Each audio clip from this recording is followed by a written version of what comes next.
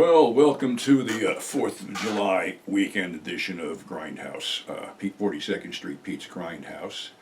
And it's not even noon, and it's Friday, and I'm already sweating my ass off, but that's beside the point. One of my subscribers, one of you guys, Catherine is her name, had brought up the moral majority. So I got a story about that whole moral majority thing because they were also connected with Women Against Pornography. These people that used to picket adult stores in New York and sometimes in New Jersey. And see, this is a question of drawing attention to something that if you left it alone, it would probably fade out. So what happened was I was running around wheeling and dealing, adult VHS back then. So I had a bunch of stops in Jersey, and one of them was this candy store, newspaper store on the corner of, I think it was the Belleville Turnpike in Kearny, New Jersey, and the owner's name was Frank. All right, so I show up on, I guess it was midweek because weekends were busy, so he was good for a dozen or so tapes, which, was no big deal, but I accommodate people, a buck's a buck. So when I get there, I see all these people picketing the store out in front. So I go in and I go, man, this must be terrible for business. And he goes, no, this is great. He goes, I got people coming in just to see what the hell these idiots are doing out here. And he goes, as a matter of fact, give me like 3 dozen tapes right now because I got a funny feeling I'm going to go through them. So I give him the 3 dozen tapes, and he goes, do me a favor, come back like first thing Monday afternoon, and maybe we can reload again because I got a good feeling. Okay, fine. So I go back, Monday like he asked me, and there's nobody picketing. So I go in and I go, what happened? And he goes, well, I'm a magnanimous type of guy, and he goes, I was doing a lot of business because of these morons, so Sunday I bought them coffee and donuts, and they all left. So did they take the donuts? They go, of course they took the donuts. Figure figures. So they ain't been back since? No. So again, if they hadn't drawn attention to this store, which probably nobody in the area except the regulars knew was selling this type of stuff, nobody would have gave a shit. So the moral of the story is, the more you shine the spotlight on something you want to get rid of, the more people want to see it. So that's the moral of the story. Another thing that was going on, people online were posting about where is your happy place? Where do you go to make you happy?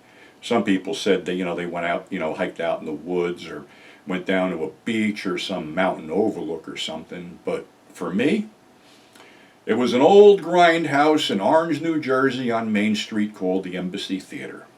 And that was my sort of happy place because when I was a kid, basically that was the babysitter. Dropped the kids off, couple bucks, they were there for the whole afternoon. Nobody bothered them. And as a result of that, like I had said in the past, I got to see a lot of 50s and 60s horror films, black and white old horror films, some color, up close and personal in a big, huge theater because the Embassy was huge. It had a balcony, a mezzanine, an orchestra pit, the whole bit. It was a panoramic screen that had a curtain that opened and closed between movies.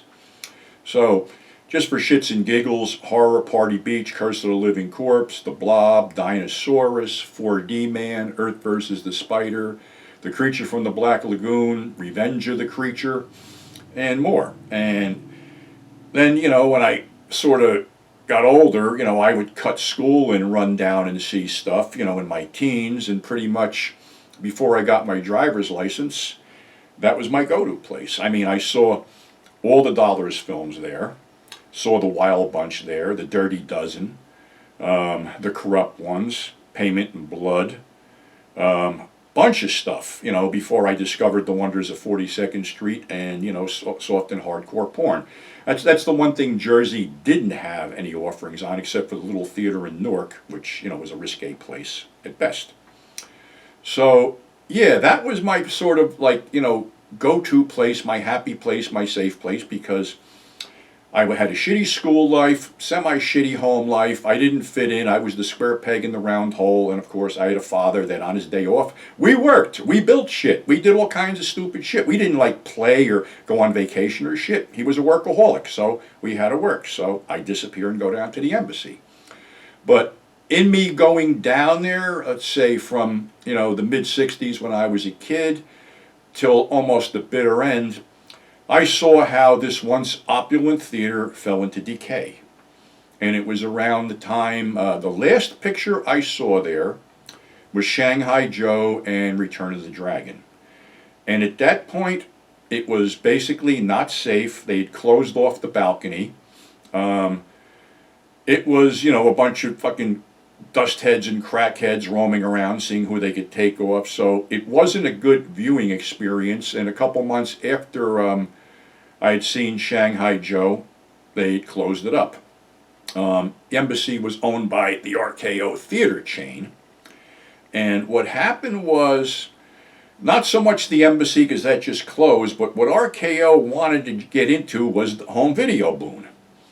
And to do this, they decided to buy up Video Shack, which was now floundering because, what was the hell? Oh, God. God, whatever the hell it was. Oh, shit, the big video company. Why am I having a brain fart here? Blockbuster. Okay, Blockbuster Video was coming in strong. So, for whatever reason, RKO bought, sold off their freestanding theaters to buy this floundering video chain. Now, I have no proof of this, but I do know that Video Shack did stock a lot of porn, but they kept it under glass. It was like behind the counter in these display cases. Well, for whatever reason, Video Shack spread all this stuff out in the open. So you'd have Snow White and the Seven Dwarfs, Die Hard, and Ass Masters. Stuff like that. It was interspersed with the regular movies, which really didn't do them a lot of good because any kid could see this shit.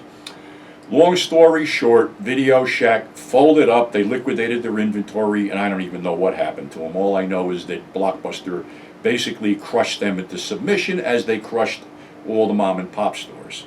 But then eventually, Blockbuster got put out themselves.